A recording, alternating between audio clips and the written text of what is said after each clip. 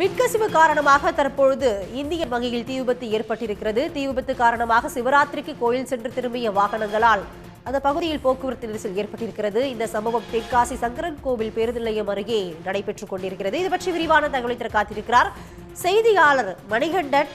மணிகண்டன், இந்த தீ விபத்து எப்படி நடந்தது? தீ தற்பொழுது முற்றிலுமாக அணைக்கப்பட்டு விட்டதா? விவரங்கள் என்ன?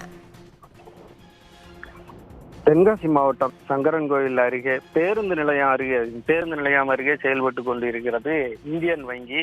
இது கட்டிடத்தின் முதலாவது தளத்தில் இந்த வங்கி இயங்கிக் கொண்டிருக்கிறது. இன்று காலையில் அப்பகுதியில் செல்லக்கூடிய நபர்கள் ஜன்னல் வழியாக கரும்புகை வருவதை கண்டு தீயணைப்பு துறையினர் மற்றும் காவல்துறையினருக்கு தகவல் அளித்துள்ளனர். உடனடியாக சம்பவ இடத்திற்கு தீயணைப்பு படையினர் மற்றும் காவல்துறையினர் வந்திருந்து போக்குவரத்து நெரிசலையும் சரி செய்து இந்த தீயை அணைக்கும் பணியில் ஈடுபட்டு வருகின்றனர். சுமார் 20 நிமிடங்களாக இப்பொழுது கரும்புகையுடன் தீப்பிடித்து எரிந்து வருகிறது. இதனை அணைக்கும் பணியில் 2 தீயணைப்பு படை வாகனங்கள் தீயை அணைக்கும் பணியில் ஈடுபட்டு வருகின்றனர். அதே போல நேற்று சிவராத்திரி என்பதால் இப்பகுதியில் வாகனங்கள் அதிகமாக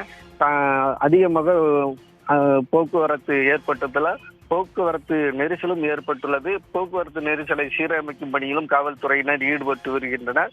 பேருந்து நிலையம் அருகே இந்த சம்பவம் தீ விபத்து சம்பவம் ஏற்பட்டுள்ளதால் இப்பொழுது பேருந்து நிலையம் பரபரப்பான சூழலே ஏற்பட்டுள்ளது. உங்களுடைய தற்போதைய விவரங்களுக்கு நன்றி.